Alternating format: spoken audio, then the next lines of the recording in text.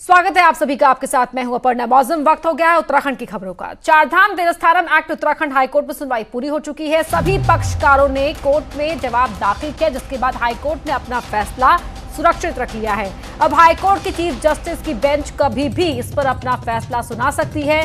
सरकार और रूलेक्स संस्था के जवाब के बाद आज सुब्रमण्यम स्वामी ने हाईकोर्ट में अपना पक्ष रखा, जिसमें सरकार के एक्ट को असंवैधानिक करार देते निरस्त करने की मांग की गई है। हालांकि इससे पहले सुब्रमण्यम स्वामी द्वारा संविधान के अनुच्छेद 25 और 26 के खिलाफ बताया गया, जिस पर सरकार ने कहा किसी भी हिंदू धर्म के खिलाफ ये एक्ट नहीं है और ये ना तो धार्मिक आजादी को खत्म करता है और ना ही किसी के द्वारा धार्मिक स्थल निर्माण और उसके रखरखाव का। सरकार ने कोर्ट में यह भी बताया कि अब इस एक्ट में प्रावधान किया गया है कि वो सभी चढ़ावे के साथ दूसरे क्रियाकलापों पर भी नजर रखेगा, इसलिए इसका विरोध है। वहीं देहरादून के रूलेक्स संस्था ने सरकारी व्यवस्था को 100 साल पुराना बताकर कहा कि मदन मोहन मालवीय ने भी इन मंदिरों की करप्शन की बात कही थी, तो अंग्रेजों ने एक्ट बनाया था जिसको आज तक चैलेंज नहीं किया गया। सरकार के समर्थन में उतरी रूलेक्स ने कहा कि मनुस्मृति में भी कहा गया कि मुख्य पुजारी राजा ही होता है और राजा चाहे तो किसी को भी पूजा का अधिकार दे सकता है। हालांकि अयोध्या फैसले का हवाला देते रूलेक्स ने कहा कि ये सब बातें गढ़वाल के गजेटियर में हैं और कोर्ट गजेटियर को मान सकती है, जो अयोध्या फैसले में भी कहा गया है। बता दें कि चारधाम देवस्थानम एक्ट को बीजेपी नेता सुब्रमण्यम स्वामी ने हाईकोर्ट में चैलेंज किया है और कोर्ट से इसको निरस्त करने की मांग की गई है, लेकिन रूलेक्स सरकार के पक्ष में है। सुब्रमण्यम स्वामी जी ने अपने रिजॉइंडर में आर्गुमेंट कंक्लूड कर दिए हैं और कोर्ट ने भी सभी पार्टियों को सुनने के बाद जजमेंट रिजर्व कर लिया है and we are expecting judgement soon. Virendra Mishra हमारे सहयोगी फोन लाइन पर जुड़ गए हैं। वीरेंद्र, आज की अदालत की कार्यवाही में क्या कुछ हुआ? देखिए अपर्णा, अदालत की जो कार्रवाई है वो पूरी तरीके से ऑनलाइन चल रही है, लेकिन जिस तरह से 27 मई को 27 नवंबर माफ कीजिएगा 27 नवंबर को जिस तरह से राज्य सरकार एक एक्ट लेके आई थी, उसका पंडा पुरोहित लगातार विरोध कर रहे थे। हालांकि इस पूरे मसले को लेकर जो बीजेपी के ही नेता हैं सुब्रमण्यम स्वामी, वो हाईकोर्ट पहुंचे थे और जो सरकार का एक्ट है वो असंवैधानिक उन्होंने बताया था और निरस्त करने की कोर्ट में उनकी मांग थी।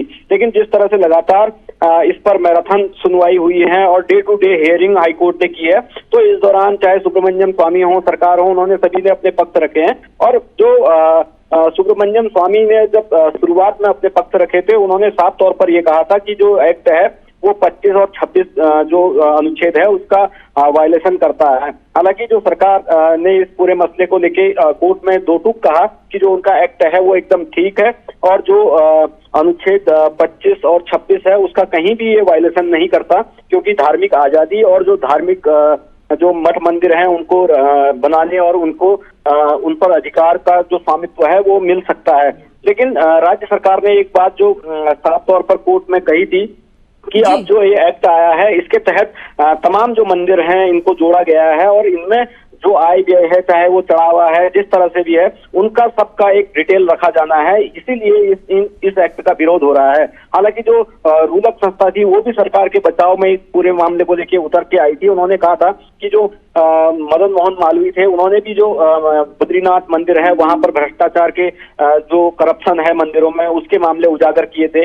मनुस्मृति में भी इस तरह की जो बातें हैं वो सारी चीजें कोर्ट के सामने रखी है। सरकार की तरफ से ये दलील भी दी गई कि जो ये एक्ट है वो किसी के हक नहीं मारता, वो किसी की धार्मिक आजादी में दखल नहीं देता, बल्कि जो करप्शन होता है उस करप्शन पर भी नकेल कसने में ये एक्ट कामयाब रहेगा और इसी को लेकर शायद ऑब्जेक्शन है, ये कहा गया।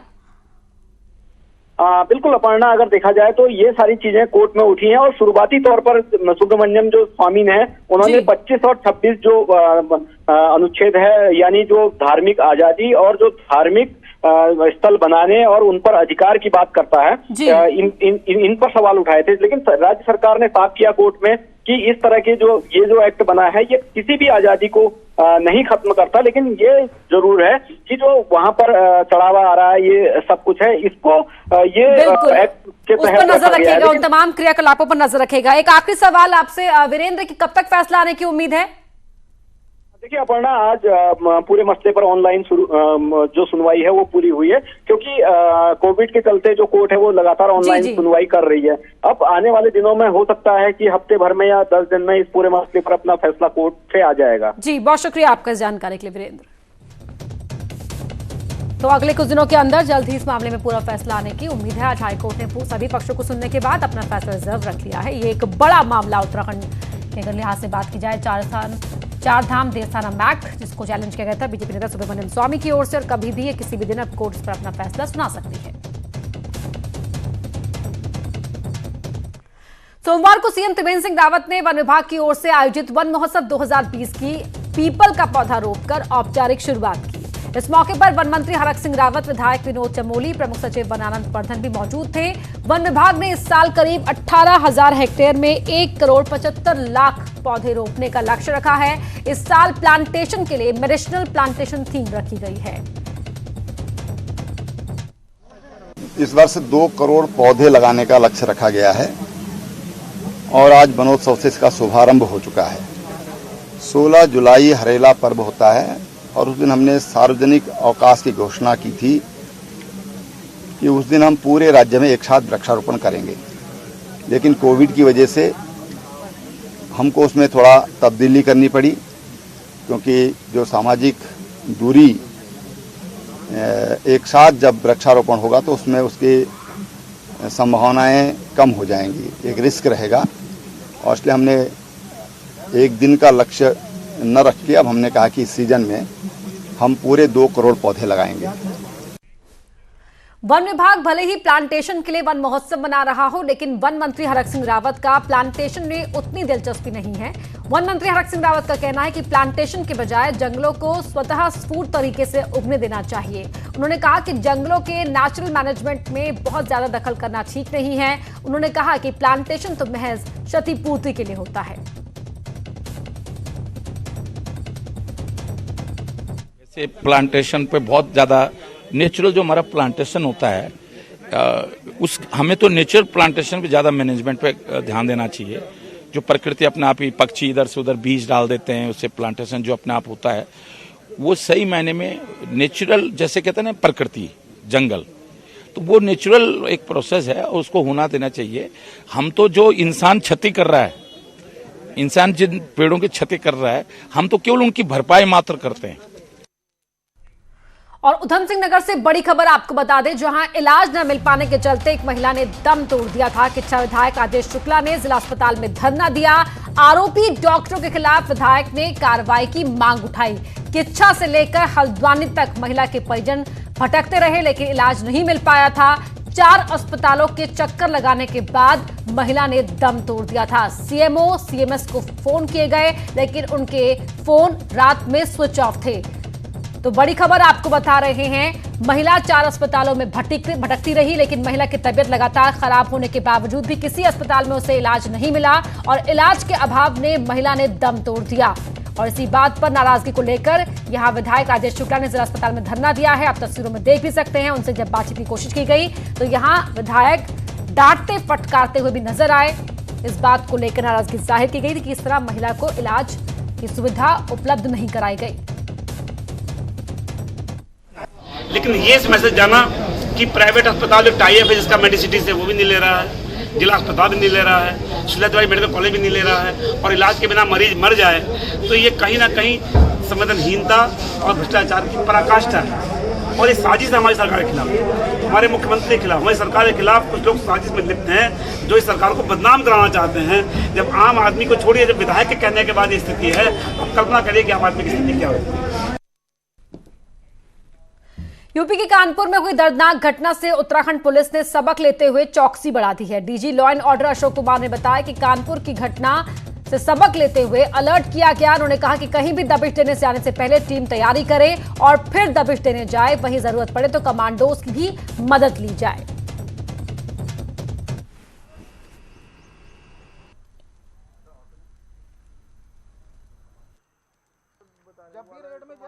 उस प्रकरण को देखते हुए कानपुर से हमने अपनी पुलिस को अलर्ट किया है कि हमारे यहाँ कोई इस तरह की घटना न होने पाए, उस हेतु प्रॉपर प्लानिंग से जाएं, प्रॉपर तैयारी से जाएं, पूरी प्रॉपर इंटेलिजेंस करके जाएं, मुखबिरी करके जाएं, पूरा स्टडी करें, अध्ययन करें कि जिस क्रिमिनल किया जा रहे हैं उसका क्या लेवल है, कितने लोग हैं, क्या उसकी फायर पावर है, उसका अध्ययन करें और उसके बाद अपनी तैयारी करें। ज़रूरत हो तो कमांडो ले करके जाएँ।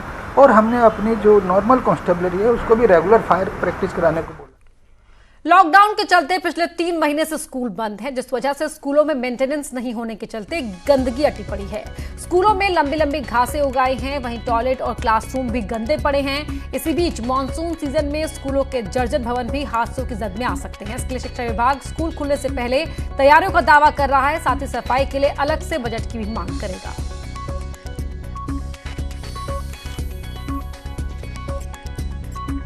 भवन है उनके लिए लास्ट ईयर भी गवर्नमेंट ने व्यवस्था की थी धनराशि की। इस बार भी इस सत्र में क्योंकि कोविड हो गया था तो लिहाजा हमने डायरेक्शन जारी किए हैं कि आप ऐसे भवन जो जर्जर अवस्था में हैं उनमें बच्चों को कदापि न बिठाएं।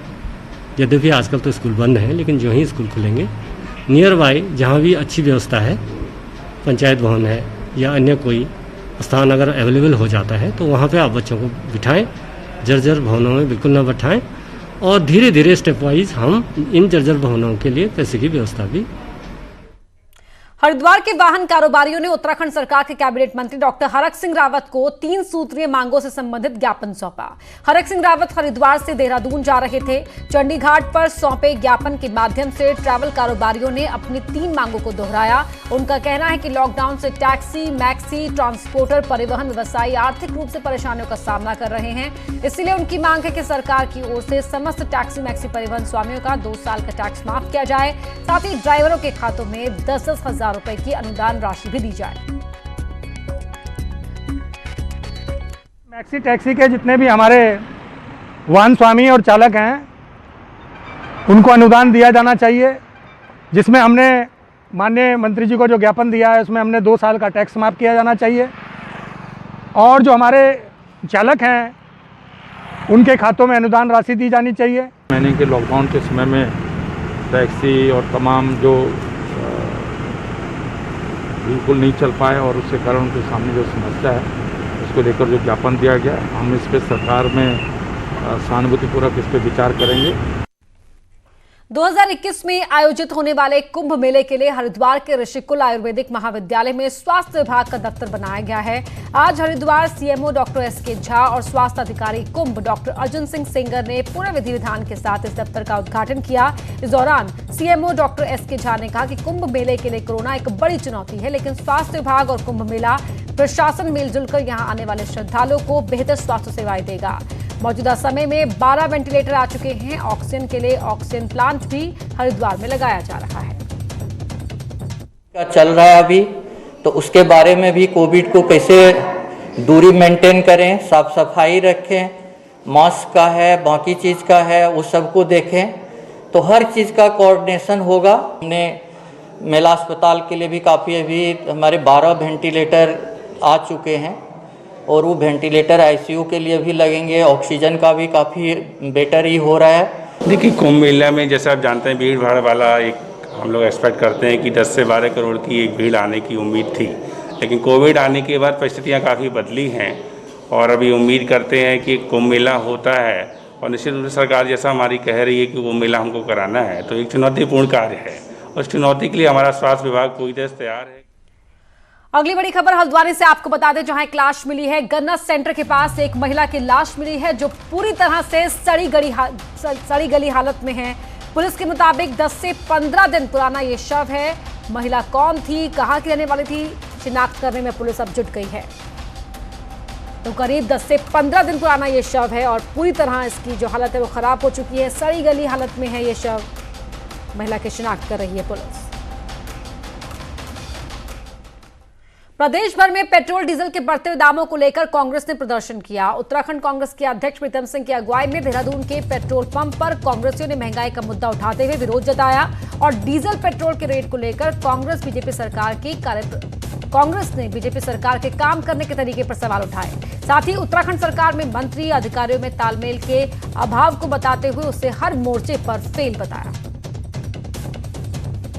आज हालत ये है कि अंतर्राष्ट्रीय बाजार में जो कच्चा तेल है अपने न्यूनतम दर पर है और उसके बावजूद भी पेट्रोल डीजल के दाम आसमान छू रहे हैं। हालत ये हो गई है कि कई राज्यों में जो है डीजल महंगा हो गया और पेट्रोल सस्ता हो गया है।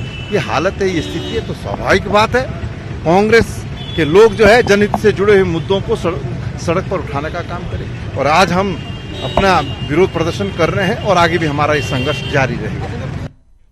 पेट्रोल डीजल के लगातार बढ़ती कीमतों को लेकर कांग्रेस का विरोध जारी है। इसी के तहत आज कोटद्वार के भीतर तमाम पेट्रोल पंपों में पहुंच कांग्रेसी कार्यकर्ताओं ने लोगों को पैम्पलेट के जरिए पेट्रोल की कीमतों में लगने वाले तमाम टैक्स की जानकारी दी। इस दौरान कांग्रेस ने मोदी सरकार के खिलाफ प्रदर्शन करते हुए केंद्र सरकार को तानाशाह सरकार करार दिया। लोकतांत्रिक प्रणाली में लोग जो है इन नीतियों को गलत साबित करने के लिए कुछ अपना प्रदर्शन या अपने आवाज को उठाने का प्रयास कर रहे हैं, तो उनके खिलाफ जो है मुकदमे दर्ज किए जा रहे हैं। अल्मोड़ा में यूथ कांग्रेस ने डीजल पेट्रोल की बढ़ती कीमतों पर विरोध प्रदर्शन किया। इसके साथ ही यूथ कांग्रेस के प्रदेश अध्यक्ष सुमित भुल्लर पर मुकदमा दर्ज करने का भी विरोध किया। गांधी पार्क के सामने कार्यकर्ताओं ने केंद्र राज्य सरकार का पुतला फूंका और कहा कि सरकार जनता की आवाज दबाने का काम कर रही है। इसमें कर रही है उस सब में विफल है। पेट्रोल डीजल की कीमतें इतनी बढ़ा दी गई हैं और भी नीतियां जिनमें वो विफल हो रही है, उसके लिए अगर कोई आवाज़ उठा रहा है, कोई कांग्रेस जन आवाज़ उठा रहा है, तो उन पर सीधे फर्जी मुकदमे दायर कर दिए जा रहे हैं। आज हमारे युवा कांग्रेस के प्रदेश अध्यक्ष सुमित्रा भुल्लर पर भी इन्होंने फर्जी मुकदमे दायर कर दिए हैं। इस चक्कर में हम इनका विरोध कर रहे हैं और हम इनसे चाहते हैं कि ऐसे फर्जी मुकदमे से कांग्रेस डरने वाली नहीं है। इस महीने के आखिर तक बीजेपी अपनी नई कार्यकारिणी गठित करने जा रही है। नई कार्यकारिणी में 2022 के चुनावों के मद्देनजर कार्यकर्ताओं को जगह दी जा सकती है। हालांकि बीजेपी संगठन ने पदाधिकारियों की तैनाती पहले ही कर दी थी, लेकिन संगठन को बूथ स्तर पर चलाने के लिए कार्यकारिणी बनाने को लेकर कवायद तेज कर दी है। कोविड-19 की वजह से बीजेपी ने अपनी कार्यकारिणी गठित नहीं की थी। ऐसे में अब बीजेपी अपनी नई कार्यकारिणी गठित करने जा रही है। विधायक खजान दास के मुताबिक इस बार की कार्यकारिणी में 90 सदस्य होंगे। मार्च से सारे पदाधिकारी और माननीय प्रदेश अध्यक्ष जी, माननीय संगठन महामंत्री जी कोरोना में कार्यकर्ताओं को दिशा निर्देश देते रहे। इसके निमित्त कार्यकारिणी का विस्तार नहीं हो पाया है। मुझे लग रहा है कि आने वाले जुलाई लास्ट या अगस्त फर्स्ट वीक में कार्यकारिणी का विस्तार होगा। मोर्चों के अध्यक्षों की घोषणा माननीय अध्यक्ष जी के द्वारा कर दी गई है और पदाधिकारी भी बन गए हैं, किंतु जो कार्यकारिणी की टीम है उसका विस्तार अभी होने को बाकी है। तो माननीय अध्यक्ष जी जब भी चाहेंगे इसका विस्तार कर। सावन का आज पहला सोमवार है और सरकार की तरफ से कांवड़ यात्रा रद्द कर दी गई है, जिसके चलते दूसरे राज्य से लगी सीमाओं पर चौकसी बढ़ा दी गई है। रुड़की में भी नारसन बॉर्डर पर हरियाणा, दिल्ली और यूपी आने वाली गाड़ियों की वजह से लंबी लंबी कतारें लगी हुई हैं। पुलिस गाड़ियों को चेक कर रही है और बिना पास के गाड़ियों को बॉर्डर से ही वापस कर रही है। मैं इस समय खड़ा हूँ नारसन बॉर्डर पर, जहां आज सावन का पहला सोमवार है। आप मेरे पीछे देख सकते हैं कि जिस तरीके से यहाँ पे जो पुलिस बल है, फोर्स है, जो बाहर से आने वाले जो लोग हैं उनकी सघन चेकिंग अभियान किया जा रहा है। बिना जो परमिशन के कोई भी व्यक्ति हरिद्वार में या उत्तराखंड में प्रवेश नहीं कर पाएगा। इसके लिए यहाँ पे पुलिस तमाम से चाक चौबंद व्यवस्था की गई है, बैरिकेडिंग किए गए हैं, जिससे कि कोई भी ऐसा व्यक्ति उत्तराखंड में प्रवेश न करेगा। जो कोरोना संक्रमण के चलते ये व्यवस्था यहाँ पे की गई है। आप देख सकते हैं कि लोग जो जिनके पास अपना कागज है वो उत्तराखंड में प्रवेश भी कर रहे हैं। मनोज जयाल, न्यूज़ 18 रुड़की। हल्द्वानी के गौलापार में हाथी के कुचलने से एक महिला की मौत हो गई। घटना सीतापुर गांव की है। सोमवार सुबह महिला जंगल से लगे अपने खेत में मवेशियों के लिए चारा लेने के लिए गई थी, लेकिन तभी टस्कर हाथी ने उस पर हमला बोल दिया। हाथी के हमले से महिला की मौके पर ही मौत हो गई।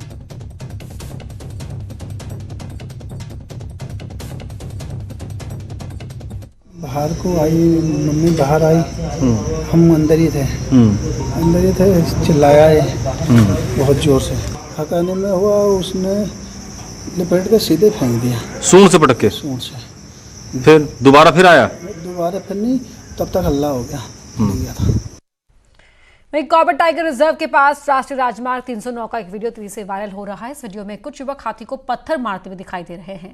वहीं एक युवक पैदल ही हाथी के बेहद करीब जाने की कोशिश भी कर रहा है और कार से उस हाथी का पीछा करते भी दिख रहे हैं। वीडियो मोहान से मरचुला के बीच NH 309 का बताया जा रहा है।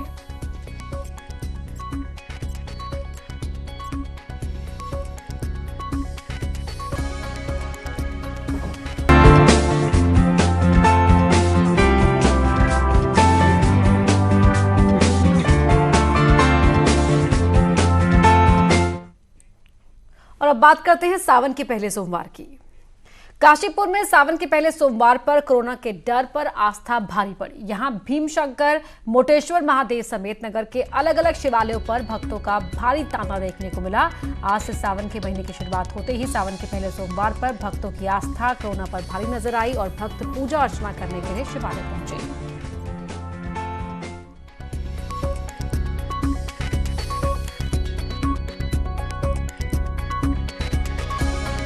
सरकारी मानदंडों के अनुसार सारी व्यवस्थाएं सुनिश्चित की गई हैं, जैसे सैनिटाइज़र का प्रयोग हो, सोशल डिस्टेंसिंग हो, इस सब का पूरा पालन किया जा रहा है और भक्तों को गर्भगृह में प्रवेश वर्जित है।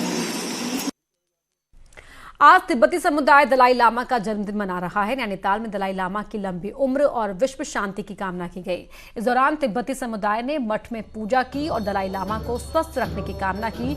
बता दें कि आज ही के दिन 1935 में तिब्बती धर्मगुरु दलाई लामा का जन्म हुआ था, जिसके बाद तिब्बत के लोग इस दिन को खास तौर पर मनाते हैं।